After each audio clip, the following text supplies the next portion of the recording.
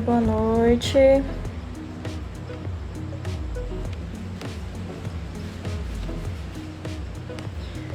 Vamos lá. Tá todo mundo me ouvindo? Quem puder aí já me solicitou aqui a entrada. Vamos ver se dessa vez vai mais rápido do que quando foi com Laís. Opa. Oi. Pronto. Oi, Nath. Oi, boa noite. Boa noite. Só o pessoal ir entrando aqui. Tá dando pra ouvir direitinho? Tá dando. Tá. Só não Ok. Vamos lá.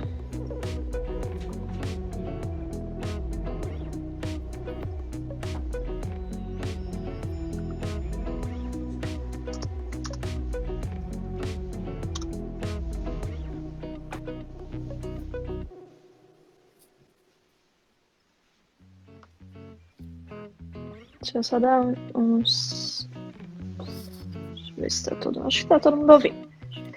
Bom, vamos começando, né? Aqui pelas apresentações. Geralmente eu começo assim falando um pouquinho do intuito do canal, falo um pouquinho por que eu resolvi criar o canal, né? Para quem não conhece, para quem tá chegando agora, né? Então, eu resolvi criar esse canal depois já de um bom tempo com o diagnóstico de depressão e ansiedade. A intenção aqui é falar um pouco sobre esses assuntos, sobre saúde mental, desmistificar um pouco essas questões, né? Tirar um pouco aqueles preconceitos, que inclusive eram preconceitos que eu tinha antes, né?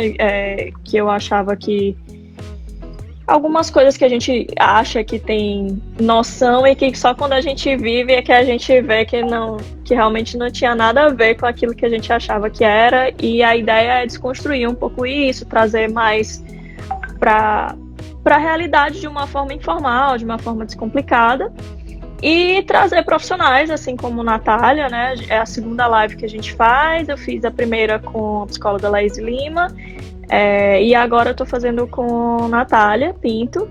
Ela vai falar um pouquinho aí sobre a história profissional dela, né? Mas, assim, eu queria primeiro começar agradecendo, Nath, por tu teres topado falar sobre isso. Eu trabalhei com Natália, acho que uns bons anos, né, Nath? É melhor a gente não falar quantos anos. Mas a gente trabalhou junto há um tempo lá na escola, e Natália é uma pessoa super especial e uma super profissional. E tenho muito orgulho de ter dividido aí boa parte do meu tempo de vida profissional aí com Natália. Então, ela vai falar um pouquinho agora sobre essa trajetória dela, das especialidades, né? Eu tenho aqui um currículo, mas eu queria que tu tá até na legenda, acho que na chamada do post, mas eu queria que tu falasse assim de uma forma mais na prática da tua atuação, de como tu vives teu dia a dia. Tá, primeiramente, boa noite a todos, e queria agradecer, Camila, o convite, né, e por todos os elogios também até aqui. Também quero te dizer que foi um prazer também ter trabalhado contigo, e que muito aprendi com vocês lá na escola, que foi de suma importância também, né, para o meu desenvolvimento profissional e pessoal, essa experiência que eu pude adquirir lá. E é melhor a gente não falar do tempo, porque também foi bastante tempo. A gente aí começou vai aqui cedo. Acusar. Vai acusar a idade. E aí, assim que eu me formei, né, lá no PAUM, foi minha primeira experiência profissional.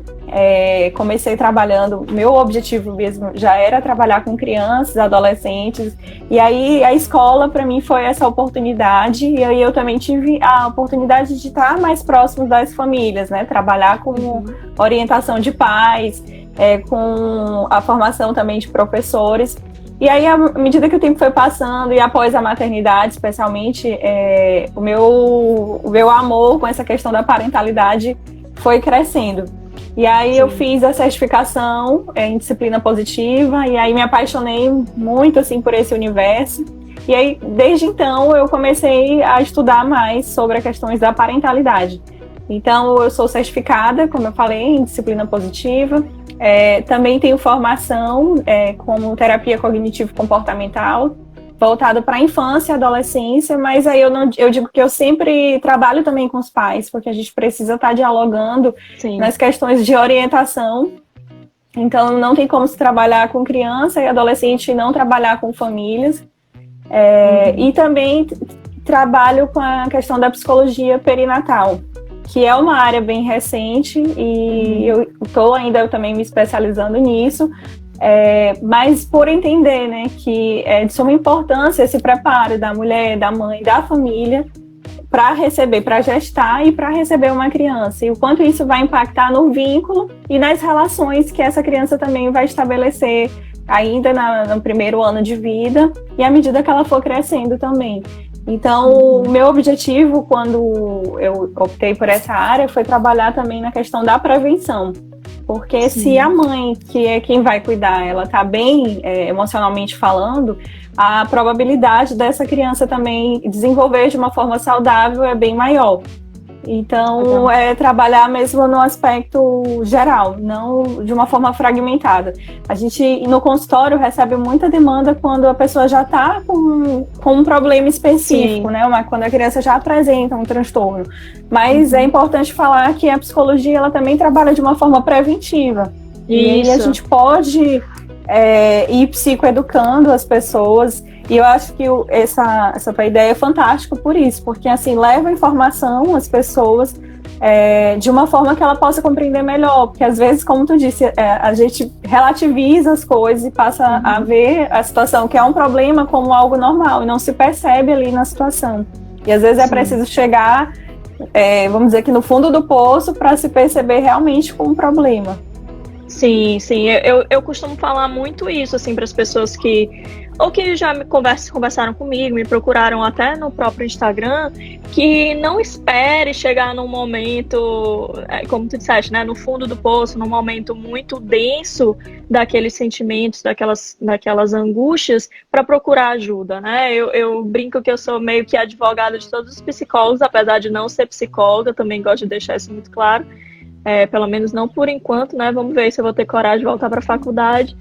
Mas o que eu digo sempre, assim, todo mundo precisa de terapia, né? Não necessariamente só buscar terapia quem tá doente, ou quem tá com depressão, com ansiedade, enfim. Não deixar para isso afetar tão profundamente sua vida a ponto de lhe atrapalhar, né? De você deixar de fazer suas coisas, você deixar de produzir, enfim. Então eu costumo falar muito isso. Então, sempre que eu posso, eu advogo aí por vocês, né, psicóloga. Acho uma profissão, assim, nossa senhora, linda demais, e que as pessoas deviam dar muito mais valor do que dão, porque é fundamental, né, pro nosso bem-estar. Então, apresentações feitas, vamos aqui ao tema, porque senão a gente fica, como se diz, rasgando seda, tanto para a Natália quanto para a psicologia, e aí a gente não fica dentro de uma hora aqui da live, né? Então vamos lá. Hoje o tema é sobre assertividade, né? A gente vai falar um pouquinho sobre isso. Eu tenho uma relação, vamos dizer assim, tive já uma relação de amor e ódio. Hoje eu sou só amor com assertividade. Eu acho que mudou minha vida, mas foi a gente vai falar um pouco sobre isso lá na frente, né? Foi uma descoberta e um desafio bem grande, assim, para mim. Então eu queria que tu comentasses um pouquinho, falasses do que é assertividade. Eu até fiz uns vídeos há uns dias atrás, falando sobre o que eu acho que né, o meu conceito, mas eu queria que eu aprendi com isso, mas eu queria que tu falasses, assim, de uma forma mais profissional, técnica, né, sobre esses conceitos, por favor. Então, a habilidade social, ela envolve, a assertividade, ela envolve a habilidade social. Então, ela envolve a expressão direta das nossas necessidades, sentimentos e opiniões, de forma que eu vou considerar aquilo que é importante para mim e também para o outro, de uma forma respeitosa. Então, eu diria que se todo mundo conseguisse, né, ser mais assertivo, as relações, a comunicação, ela poderia fluir de uma forma mais tranquila, mais fácil e em todas as relações. Porque, na verdade, não é você se deixar de se colocar e nem se colocar de uma forma agressiva. Seria o meio termo, né, o caminho do meio entre esses dois pontos. Então, eu preciso considerar aquilo que é importante para mim, os meus sentimentos, minhas necessidades, e eu também preciso desenvolver a empatia para levar em consideração o que é importante para o outro. Certo, legal. Porque é bom tu colocares assim esse ponto, porque às vezes, até eu mesmo, quando eu penso muito em assertividade, eu acabo pensando muito em como eu posso ser assertiva para o outro, com o outro, né? No meu contexto, como eu posso comunicar isso, mas também tem a questão de receber, né? Importante tu colocares isso.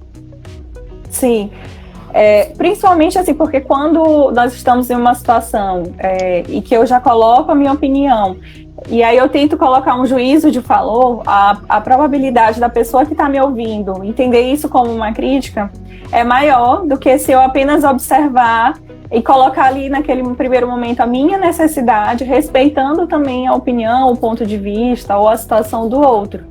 Existe uma diferença. E aí é o que a gente vai falar mais na frente. Vão exigir algumas outras habilidades. Antes da gente ter a assertividade, a gente precisa desenvolver outras habilidades, que seria como o autoconhecimento, a própria empatia, para que a gente possa, né, treinar e desenvolver essa habilidade também de ser assertivo.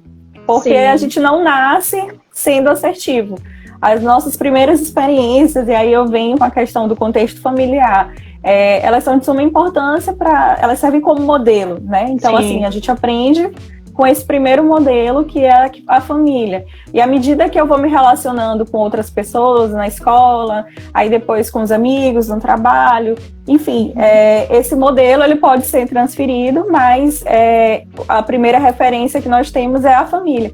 Então é natural que algumas pessoas, da mesma forma que via os pais se comunicando, se expressando, também tem maior probabilidade em reproduzir esses comportamentos. E se havia ali um déficit, né, de habilidade social, já que a assertividade ela é uma habilidade, muito provável que essa criança também vá ter. Ela pode desenvolver, já que ela interage com outros contextos, mas pode ser também que os outros contextos não sejam necessários para reforçar um comportamento assertivo. Então, a habilidade social ela pode ser aprendida, mas ela vai exigir esses outros componentes. Sim, é um exercício constante, né? É uma habilidade aí em desenvolvimento, né? Não é inata. Isso. Legal. Natália, eu me lembro assim que logo quando eu trabalhei muito esse tema na terapia, né, de assertividade, porque é uma dificuldade muito grande minha até hoje, eu lembro que num primeiro momento eu ficava assim, meu Deus, ser assertiva, eu tinha uma confusão mental, acho que por conta desse histórico familiar e tudo, que ser assertivo podia acabar soando grosseiro, né, agressivo e tudo, e eu tinha muito medo de como eu ia exercer a assertividade sem machucar as pessoas, sem ser agressiva, né, e quando a gente estava conversando um pouquinho antes de começar a live, né, sobre um pouco, tu falaste, assim, de dois caminhos, digamos assim, que quem não é assertivo pode seguir. Tu podes falar um pouquinho mais sobre isso? Sim. As pessoas podem, se elas não são assertivas, elas podem ter um comportamento agressivo, onde elas não levam em consideração as necessidades do outro, o sentimento do outro, né? Para esse tipo de pessoa, o que prevalece é a necessidade dela.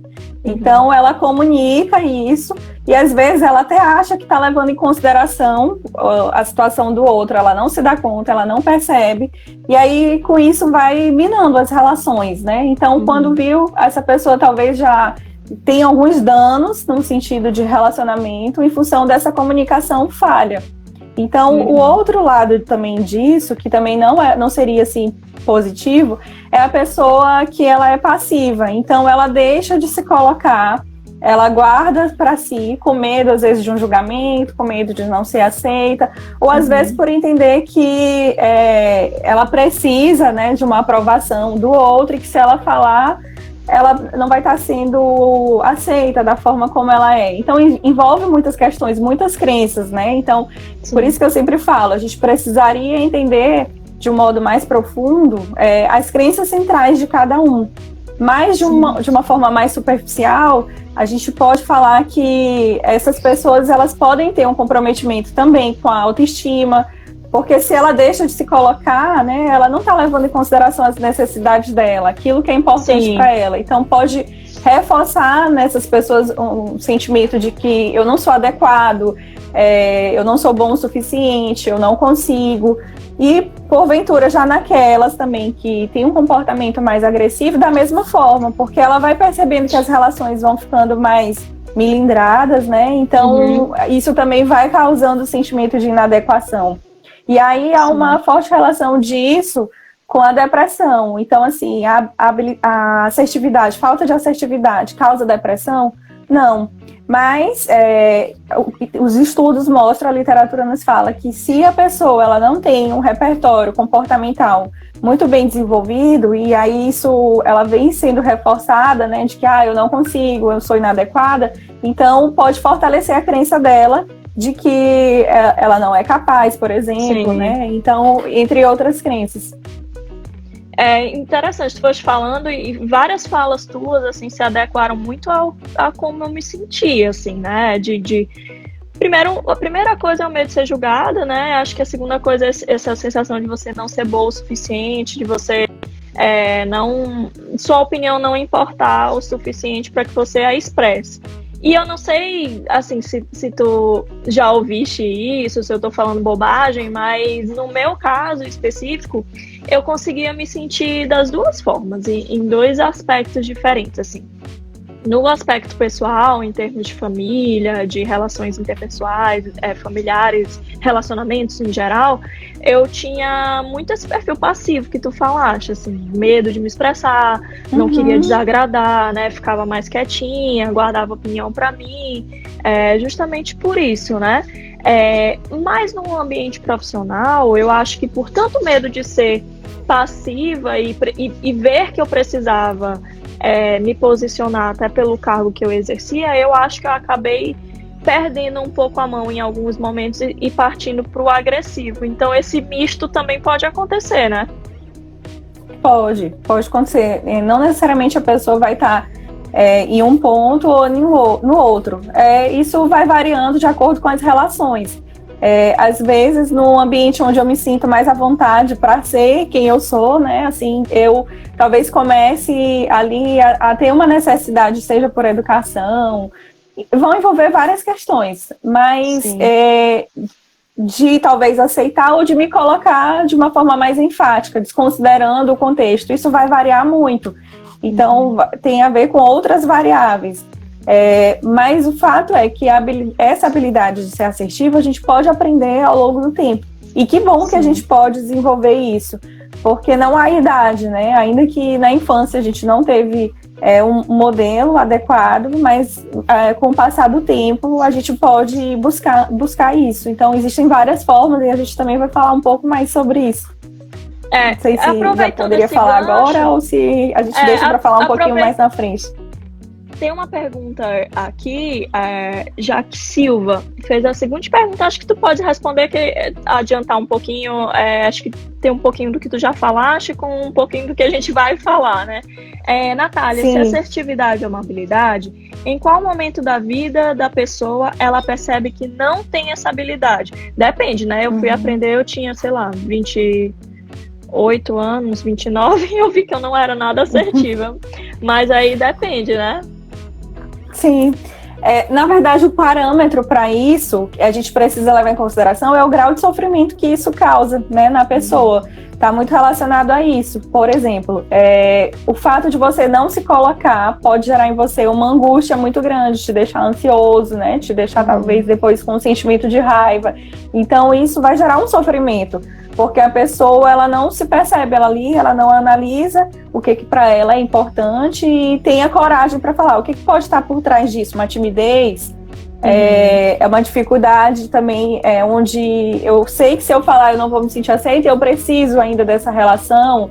Então a gente precisa analisar os aspectos que estão envolvidos nisso e analisar o grau de sofrimento que isso está causando.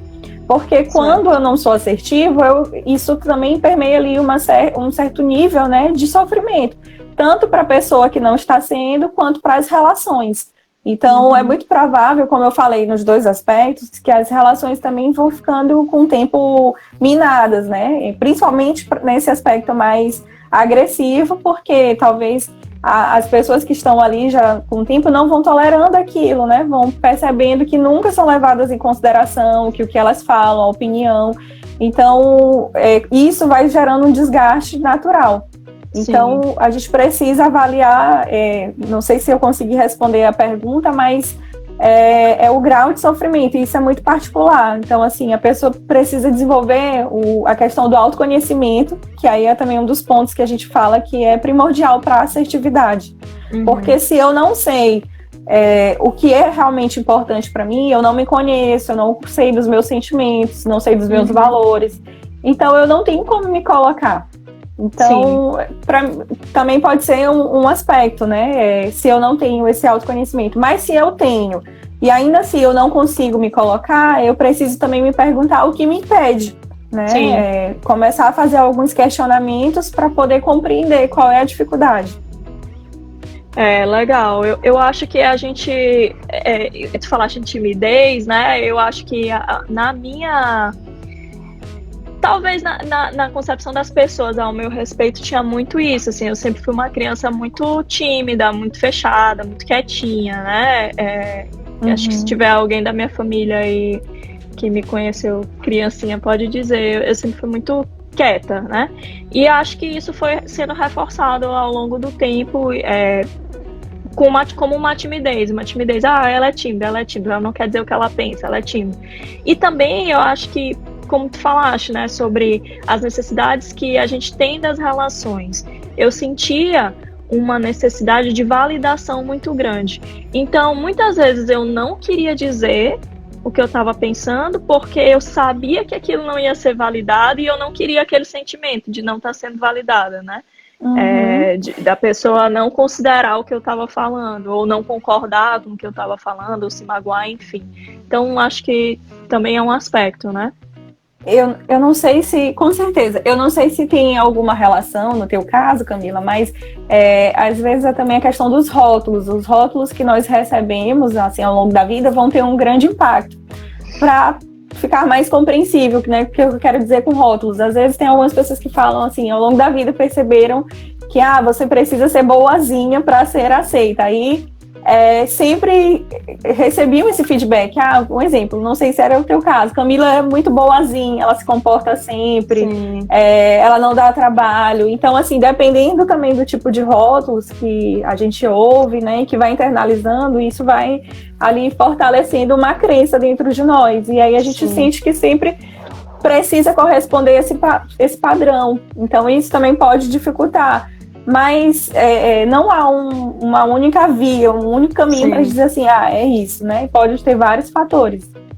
Uma coisa que eu sempre gosto de falar, e a gente vai falar um pouquinho mais na frente algumas dicas, né, e tudo, é que eu acho que não tem manual, né, Natália, assim, não tem como, até falei isso na outra live com a Laís também, que eu tenho muito medo dessas fórmulas mágicas, desses manuais, faça isso que você vai ser assertivo, faça aquilo que, né, eu acho que cada um é um, cada indivíduo é um, cada contexto familiar, como tu colocaste, né, é um diferente, então tudo isso tem que ser levado em consideração, e por isso a importância, gente, do profissional para ajudar aí nesse direcionamento, né?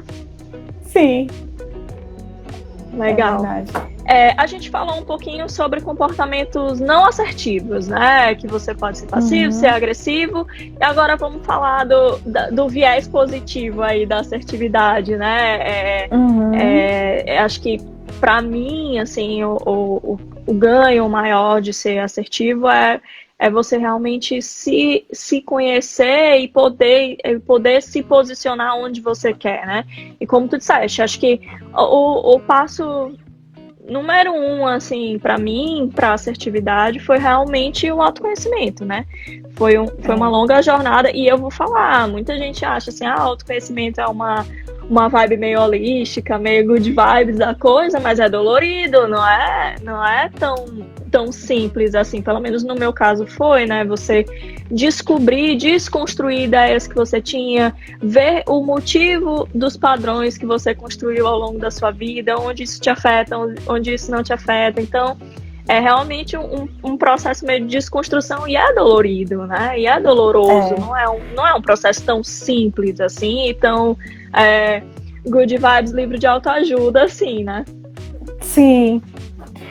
E, assim, é um processo que precisa passar também, primeiramente, pela aceitação, né? Todo esse processo que tu falou, eu preciso também aceitar. Então, leva um certo tempo, porque nem sempre, assim, eu identifiquei de onde vem tudo isso, e pronto, tá resolvido, né? Então, assim, preciso também... Quem dera, né?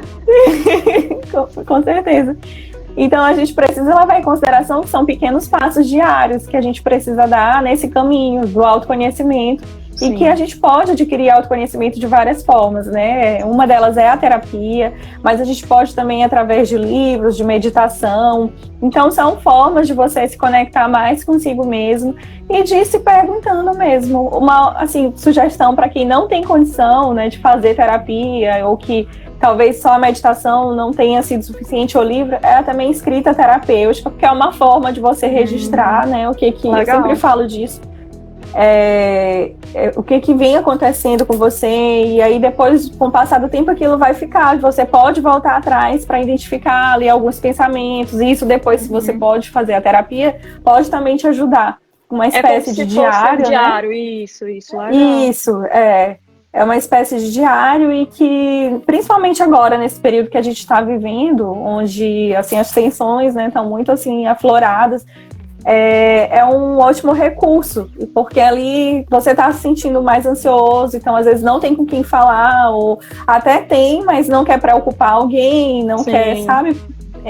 Vai lá para o papel e coloca tudo que você está sentindo. Então, só o fato de escrever já dá uma sensação de alívio, como se você estivesse falando com alguém. E aí isso ajuda a diminuir a ansiedade. Eu nem sabia que isso era uma técnica, mas na adolescência, até por ser muito tímida também, né, eu escrevia demais o que eu sentia. E realmente é essa sensação mesmo de alívio. E medo de alguém pegar, né? Que eu escondia bem escondido. Eu não queria que ninguém visse. Mas é realmente uma sensação de botar pra fora, né? Essa coisa. Quando tu falaste do processo terapêutico, me deu aqui um estalo de uma coisa que a gente nem tinha conversado antes.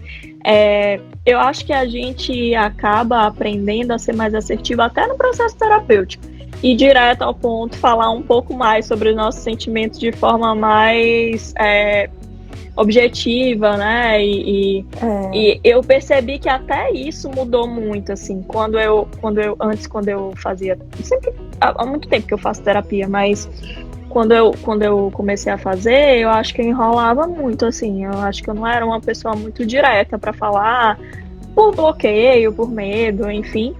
Eu enrolava e não ia, racionalizava e não ia a fundo nas emoções. E eu acho que quando a gente, até nisso, a assertividade ajuda, né? Sim, com certeza. E também aí tem um outro fator, dependendo do tempo que tu faz terapia e com a pessoa que tu estás fazendo, a questão do vínculo, né? Se esse vínculo já estava estabelecido ou não. Então, há quanto tempo tu já estava nesse processo? Tem algumas outras variáveis nisso, mas a assertividade, com certeza, ela vai te ajudar a ser mais objetivo, mais direto naquilo que tu estás precisando. E isso também já ajuda a facilitar no processo, assim, porque ao invés de você passar a sessão toda falando de coisas que não teria tanta necessidade, sim, você já vai direto ao ponto e otimiza o tempo. Sim. Então isso facilita.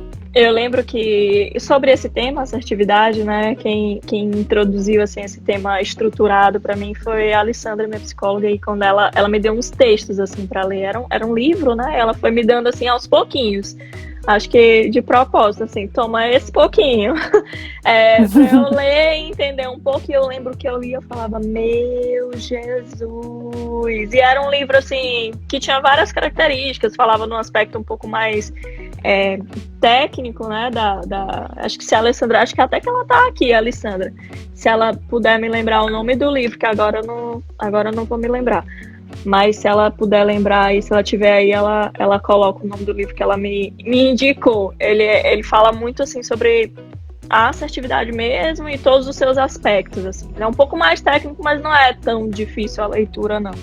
E acho que é bem legal, assim, foi uma descoberta bem interessante para mim e realmente, eu vou te falar, mudou muito, muito minha forma de ver. Agora sim, dentro da assertividade, tinha algumas, como a gente já falou, né, aqueles bloqueios, aqueles medos, as crenças. Uma das minhas maiores dificuldades, e por querer agradar sempre os outros, colocar os outros como prioridade, era dizer não, né? Eu tinha muito, muito, muito medo de dizer não. Então, muitas vezes, as pessoas me pediam alguma coisa, falavam alguma coisa, eu via que a pessoa estava precisando, eu ia lá e fazia. Antes mesmo da pessoa pedir, às vezes, né? E esse medo de dizer não me impediu de impor alguns limites. Eu fazia, às vezes, as coisas meio que por obrigação, por não querer desagradar. E eu acho que isso foi um processo, uma desconstrução muito grande, assim, para mim. Foi uma coisa que foi bem dolorida na época também, porque causou muita estranheza. Então, acho que é importante a gente falar que não vai ser fácil, principalmente nesse começo, sim, né? Quando você começa a mudar o seu jeito, a ser mais assertivo, a se colocar mais, a falar mais sua opinião, a dizer mais não, a impor limites, as pessoas que eram acostumadas ao seu comportamento anterior podem estranhar, né? Sim, sim, com certeza. E aí é aquela coisa, tanto podem se aproximar, né, quanto também podem ir embora. E assim, a gente precisa também ter consciência de que isso é um processo natural quando a gente está falando de autoconhecimento, de mudança. E que bom para aqueles que ficaram, porque se aqueles que foram embora saíram, né, assim, espontaneamente, é sinal de que realmente talvez eles não queriam o bem da pessoa, né, ou então não estão, né, no mesmo momento. Então, aqueles que ficam realmente é que estão ali dispostos a apoiar. E é importante nesse momento, principalmente para quem está em processo de terapia, né, ter esse apoio, seja da família, dos amigos, porque a pessoa realmente ela começa a se perceber que algo está diferente, né, que ela está mudando e isso causa uma estranheza. É normal do processo, principalmente quando a gente não tinha essas habilidades, quando a gente já estava acostumado num padrão totalmente diferente. Então, eu digo que é sair da caverna, assim, né? A gente vai tomando consciência, vai percebendo, assim, a luz onde antes não via. E dentro respondendo, assim, a tua pergunta anterior, que era a questão do que a gente pode fazer, né, para ser mais assertivo, que aí eu falei de outra coisa e acabei não respondendo. Primeiro é trabalhar essa questão da observação, tentar ouvir mais, compreender mais o que as pessoas ali no ambiente onde você está inserido têm para te dizer, porque às vezes a pessoa não vai precisar te falar oralmente, né? O comportamento dela já está te sinalizando algo, então exercitar mais essa questão da observação e tentar diminuir um pouco a questão da fala. Mas não é só deixar de falar, agora quer dizer que eu vou deixar de falar, não. É também diminuir o nosso senso crítico, assim, tipo, a gente pode observar sem estar querendo julgar aquela pessoa. Fulano fez isso porque ele está querendo me atingir. Então, a partir do momento que eu estou julgando, né, o tempo todo, eu não estou dando a oportunidade para a pessoa falar, né, de fato, confirmar ou não aquilo que eu estou pensando. Então eu tô caindo já numa questão crítica, onde eu vou me perder realmente da essência daquela situação. Então, para que eu possa desenvolver a empatia, eu também preciso, né, dessa questão da observação, da escuta. E aí eu preciso também começar a me ouvir, a ouvir as minhas necessidades, a entender quais são os meus sentimentos. Muitas pessoas acham que sabem falar sobre sentimentos, mas na verdade não sabem, às vezes elas confundem. Sim. Geralmente quando a gente fala, eu sinto que, e quando eu falo a palavra sinto, associado desse que, eu não estou falando de um sentimento. Eu tô racionalizando, e aí eu tô falando de outras situações, como por exemplo, eu sinto que eu não toquei bem o violino. Eu tô colocando aqui uma impressão sobre o meu comportamento, que eu utilizei a palavra sinto, mas eu não estou falando de um sentimento. Então, quando eu falo que eu me sentir triste, pois eu não consegui ter um bom desempenho. Então, assim, nesse momento eu tô falando do meu sentimento. Então, a gente precisa também aprender a comunicar aquilo que a gente sente. Certo. E isso vai fazer muita diferença nesse momento, porque aí eu já tô trabalhando a minha questão da percepção do todo, de ouvir, de observar. Eu tô desenvolvendo também uma outra habilidade, porque nós não fomos ensinados, assim, na nossa geração, a falar dos nossos sentimentos de uma forma aberta, tranquila. Então, isso também é algo que eu acredito que ser bem desafiador para muitas pessoas. Então, a gente percebe que a gente precisa treinar várias habilidades. Não é só ser assertivo. Para a gente conseguir chegar na assertividade, a gente vem falando de outros pontos. Sim. E aí, por fim, eu diria que também tem a questão da autorresponsabilidade. Porque eu preciso entender que os sentimentos são meus, não é fulano que me deixou com raiva. Não, a raiva pertence a mim. Eu estou com raiva. E aí eu preciso entender o que está em mim que de fato é um gatilho. O outro serve como um gatilho para despertar essa raiva. Entendi. Não sei se está compreensível, mas se não tiver, pergunta que a gente tenta esclarecer. Então, eu acho que eu entendi. Se o pessoal tiver dúvida aí, pode perguntar. A gente precisa ter consciência de que todos os sentimentos, eles pertencem e habitam a nós. Então, não existe sentimento bom ou ruim, que a gente costumava, no senso comum, falar, sentir raiva é ruim. Mas a raiva, ela tem uma função e a gente precisa entender isso. Só que no senso comum, no dia a dia, as pessoas não estão muito prestando atenção nisso. Então, isso vai levar um certo tempo, essa habilidade, para ser desenvolvida. Mas é importante a gente falar que a gente pode dar pequenos passos. Então, a minha dica inicial seria essa, né? Comece treinando mais a sua habilidade de escuta, ouvir e, ao mesmo tempo, observar, para poder você perceber o que é importante para o outro. E aí você consegue, legal, essa percepção é nova para mim, assim, da assertividade, como chega pra gente, né? Legal, bem interessante. Eu acho que, assim, dentro das coisas que tu colocaste agora, sobre a autorresponsabilidade. Há um tempo atrás eu comecei a dar algumas palestras falando sobre a minha experiência, né? Meio que um relato de experiência. E eu colocava muito a relação da autorresponsabilidade com o vitimismo, né? Elas são meio que antagônicas aí. Você entender o que você expressa, o que você fala, até que ponto você é responsável por isso, e aquela visão de que o mundo inteiro tá errado, tá todo mundo errado, tá todo mundo contra você e você é sempre a vítima, né? Que tu podes falar um pouquinho dessa relação aí, autorresponsabilidade e vitimismo? Quando eu me coloco nessa situação de vítima, eu não vou sair do lugar, né? Eu vou permanecer aonde eu estou. Então, ali, eu considero que o mundo me colocou nesse lugar, eu não fiz nada e eu também não busco crescimento. Então, quando eu estou numa situação de autorresponsabilidade, eu estou considerando que eu sou responsável pelos meus sentimentos, pelas minhas ações. Então, logo, eu estou buscando constantemente a questão do crescimento. Eu estou num foco de crescimento pessoal. E aí, quando eu sou autorresponsável, eu tenho maior probabilidade também de ser assertivo, se eu levar em consideração os outros aspectos, né, que eu já falei. Porque aqui tudo vai permear a questão do respeito, o respeito por mim, pelos meus sentimentos, pelas minhas necessidades e o respeito pelo próximo.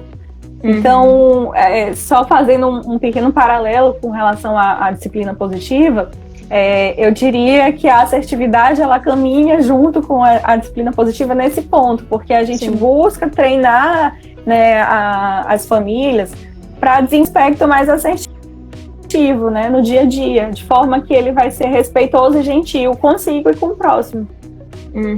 Legal. É bem essa relação mesmo. Eu acho tão... e assim, outra relação também, que eu tenho muito a coisa da culpa, né? Então eu acho assim, eu lembro que o paralelo que eu fazia na palestra era mais ou menos esse. Você se culpar, né? Era um extremo, a autorresponsabilidade como um equilíbrio ali, né? E o vitimismo como outro, né? Tudo é culpa do outro. Então eu, por exemplo, tinha muito essa coisa de achar que tudo era culpa minha, né? Acho que Carol tá aqui, minha irmã também pode também falar um pouquinho sobre isso. Ela também tinha um pouco isso, de você achar que tudo que estava dando errado na sua vida também não tinha nenhum outro fator envolvido, eram só decisões suas, só dependia de você, e na verdade não é bem assim, né? E eu lembro que meu despertar, assim, para isso, acho que já foi tardio, assim, foi num relacionamento, né? Eu acho que já comentei aqui algumas vezes que eu já fui casada e passei por uma separação, e eu tinha muito aquela coisa da responsabilidade de fazer dar certo. Eu tinha que dar certo, era minha obrigação fazer dar certo. E aí, depois de um tempo, e foi inclusive assim, depois do diagnóstico da depressão, depois de um processo terapêutico já desenvolvido, digamos assim, que eu percebi que não dependia só de mim, né? Que uma relação é feita de duas pessoas, né? Hoje em dia, na modernidade, até de mais de uma, né? De duas. Mas assim, uma relação não é feita não é só você, né? Não basta só você querer, só você lutar por isso. E que você não pode se culpar sempre por tudo. Sim, com certeza. E aí, por isso que não tem como a gente também levar por esse outro extremo, né? De que eu sou responsável por tudo, e também nem para o outro lado de que os outros fazem com que eu me sinta assim e os outros são culpados de tudo. Todos os dois lados, eles vão acabar sendo prejudiciais, né? Então, assim, nem um extremo nem o outro. Seria o caminho do meio, desenvolvendo ali a autorresponsabilidade, mas considerando que também ali nessa relação tem uma outra pessoa que também tem ali os seus sentimentos que precisam ser vistos, validados e respeitados. E isso não é algo fácil, é algo que vai exigir treino, isso porque assim, eu vejo muitas pessoas nessa expectativa, mas eu não consigo, essa questão da assertividade é até utópica. É por isso que existe o treino de habilidades sociais que envolve a questão da assertividade. Em terapia, a gente tem alguns aspectos que a gente vai trabalhar, né, com o paciente, apenas esse aspecto da habilidade social, para que ele possa desenvolver a assertividade. E o quanto isso pode impactar a relação dele. Então, a gente faz isso quando isso gera ali um grau de sofrimento. Então, tanto para ele quanto para as pessoas que estão envolvidas nessa relação. Legal. Eu sinto muito isso, assim. Realmente é como uma atividade física, né? Como você quer um objetivo, você não vai ficar forte, grande, sarado do dia para noite. Você tem que fazer isso com uma constância, né? Exercitar isso e até anotei aqui na nossa conversa anterior a palavra gradatividade, né? Você é gradativo, nada em termos comportamentais, físicos, enfim, vai acontecer do dia para noite. Você tem que trabalhar isso e entender que a primeira vez que eu fui assertiva, que eu me expressei, não deu bom, deu ruim, não significa que eu vou desistir. Pronto, não deu, me senti super mal depois, chorei 3 dias, 3 noites, não vou mais fazer. Não, é um desafio. Lembrem, como a Natália falou, desse desafio da outra pessoa também entender você, né? E como você se coloca para outra pessoa, justamente entender que não vai ser do dia para a noite, que você realmente precisa construir isso dentro de você e exercitar isso, né? Uhum. Eu li uma pergunta aqui, sinais, deixa eu só voltar. Quando saber se estamos sendo assertivos? Quais são os sinais? Acho que seria isso. Quando nós estamos sendo assertivos, a gente está levando em consideração as nossas necessidades e as necessidades do outro. Então, o outro, ele também não vai se sentir ofendido, desrespeitado, ele vai se sentir naquele momento validado. Então, é muito mais provável que aquela comunicação, a relação possa fluir de uma forma tranquila, que o outro, ele se sinta importante. Todos nós temos esse senso, né, de aceitação, de importância. Então, quando em algum momento a gente está sentindo ali que eu não estou sendo respeitada, então muito provavelmente a pessoa não está exercendo a assertividade, ela não está conseguindo ser assertiva.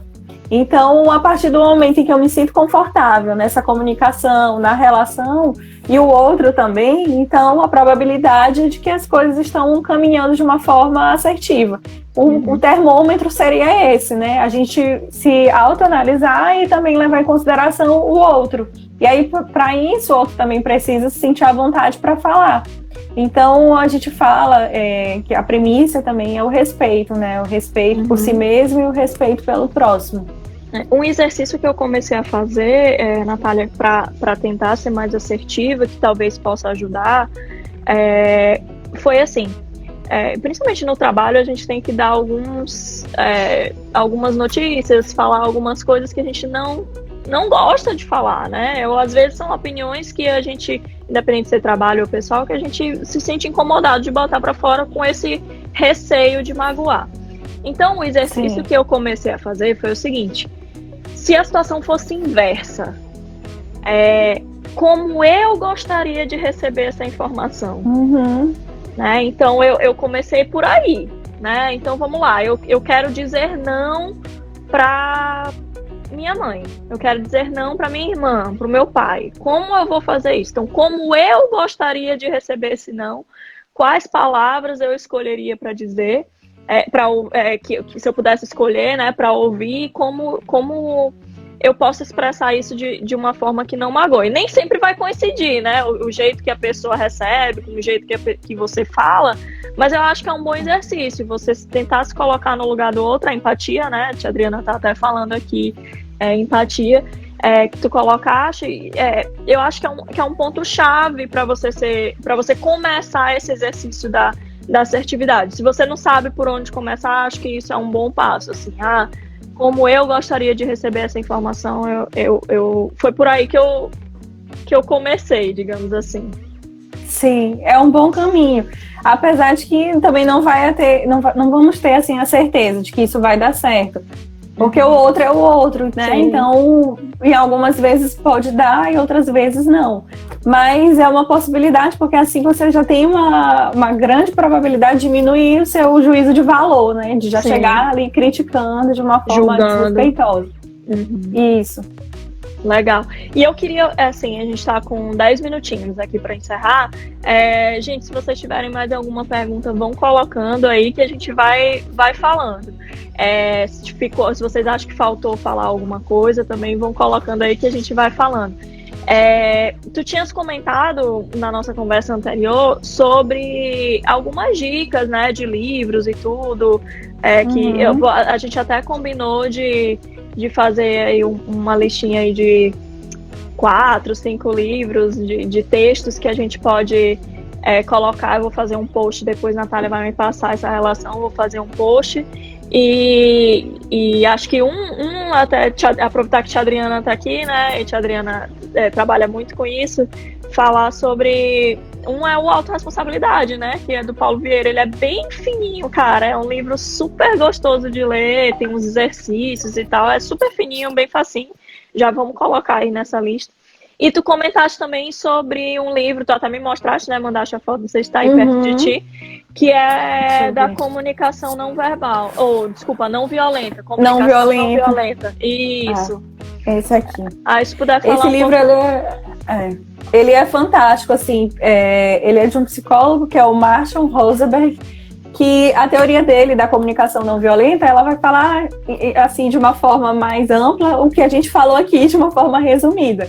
Ele não cita no livro a palavra assertividade, mas ele vai justamente colocar em evidência que a gente precisa desenvolver essa habilidade de ouvir, de observar o outro, de levar em consideração o que o outro está ali pensando, sentindo, sem exprimir um julgamento, né, um juízo de valor. Porque uma vez que eu faço isso, a probabilidade do outro entender como uma crítica, e isso já minar ali a comunicação, é bem maior.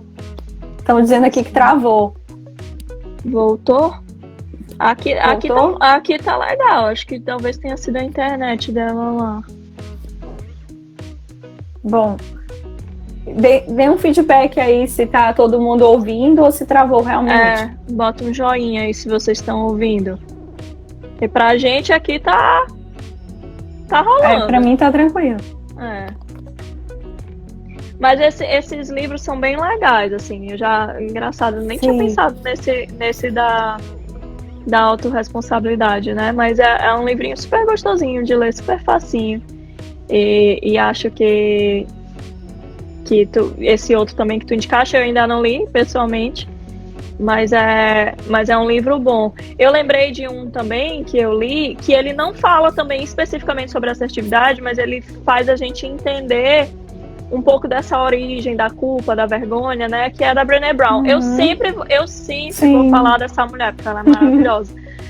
Então, se você não gosta de ler, não sou muito fã de ler, vai no Netflix que tem um documentário, né, uma palestra dela, um talk dela, e é fantástico, para você entender aí esse pano de fundo aí, que uma hora chega lá na assertividade, né? E ela é fantástica, realmente. E eu indico ela também demais. Agora, a leitura dela eu acho bem acessível para qualquer pessoa, mesmo quem não gosta assim, muito de psicologia. E o Marshall também, ele tem uma leitura fácil, bem compreensível. Não é um livro assim muito técnico. Então, eu acho que esses dois, e também tem o Falo ou Não Falo, expressando sentimento e comportamento. Ele também tem uma leitura bem acessível e que pode ajudar as pessoas nesse processo. Então, assim, nenhum deles está falando diretamente, isso é assertividade, mas eles vão te levar esse caminho, né, para o desenvolvimento. Os outros seriam livros mais técnicos, e aí eu acho que a compreensão seria muito boa. A Joyce Mello tá falando que ela não entendeu o nome da autora, chama Brené Brown. Eu vou escrever aqui. Ela tem página no Instagram também, ela é americana, né? Eu acho que eu tô com o livro dela aqui. Peraí.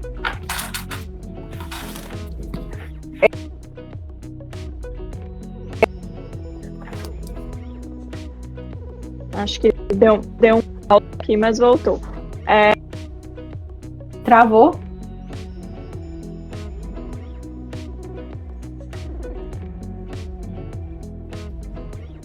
Pra mim, eu quase não tô te ouvindo. Travou.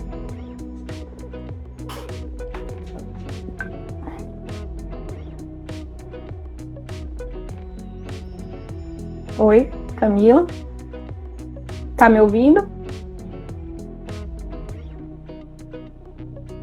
Oi. Oi, agora eu tô te ouvindo. Voltou. Camila? Sim. Oi, agora eu tô te ouvindo. Oi. Vamos lá. Pronto. Agora eu ouvi.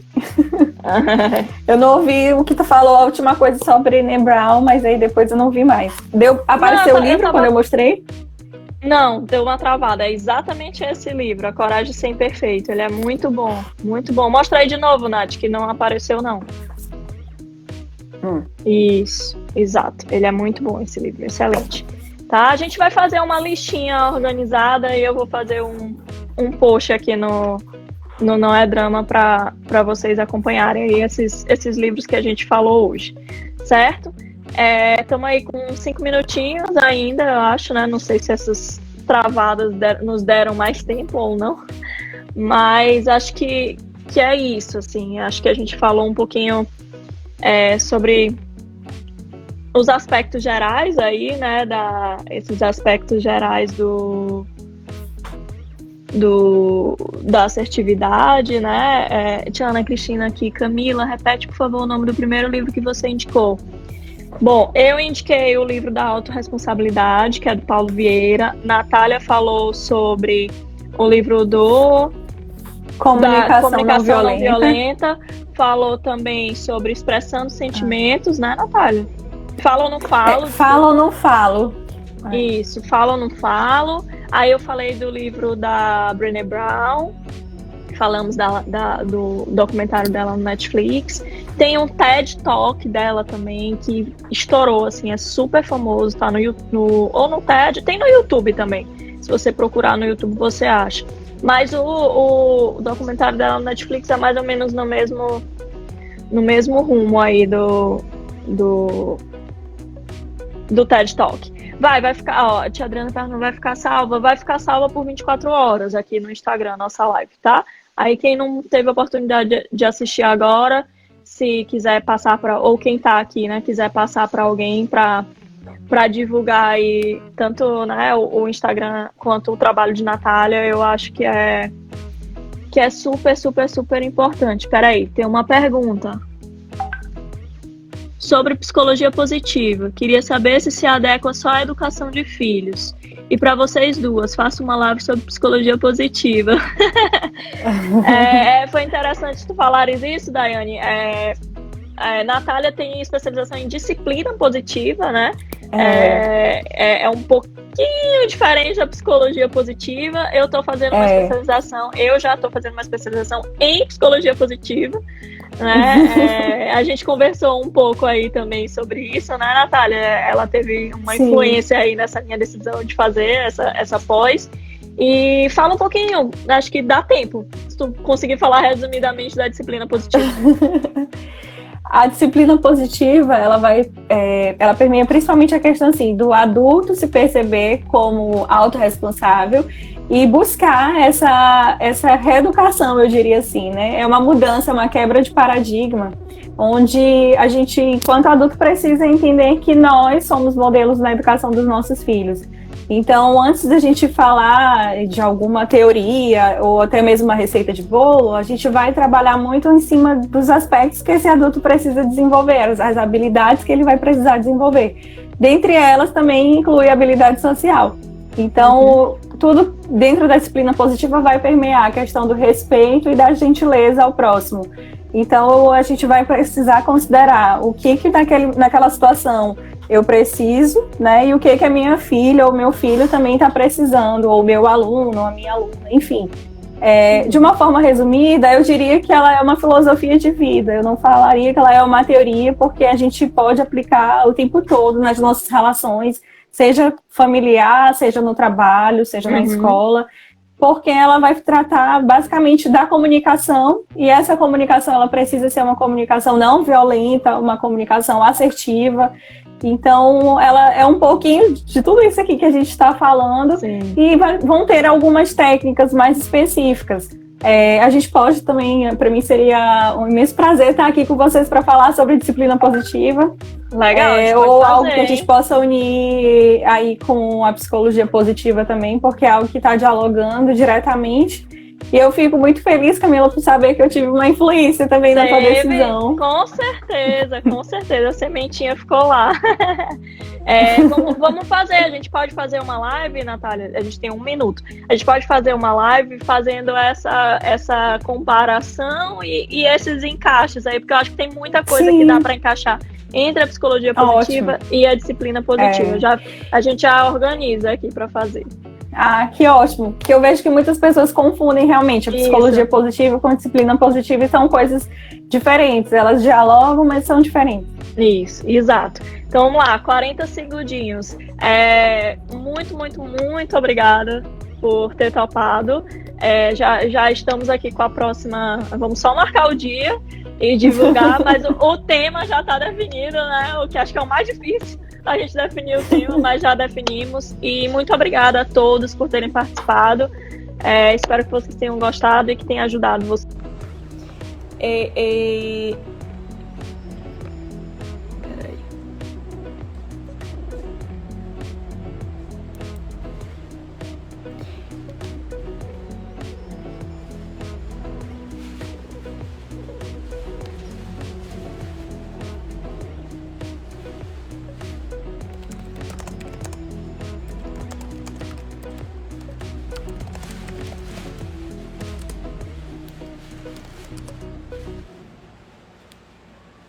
Eu vou voltar aqui rapidinho.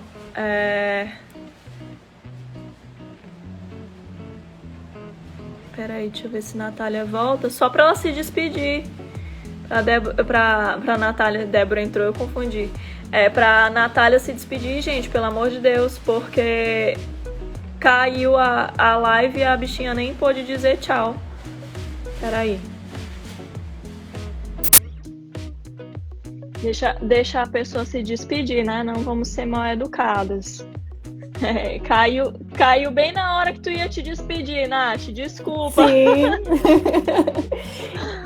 Eu queria novamente, Camila, agradecer o convite, agradecer a todos vocês, dizer que é sempre muito bom estar aqui, em especial contigo, né? Que é uma parceira, para mim é uma parceria.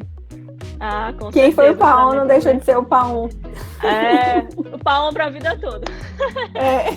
É isso aí. Muito, muito de verdade. Muito obrigada.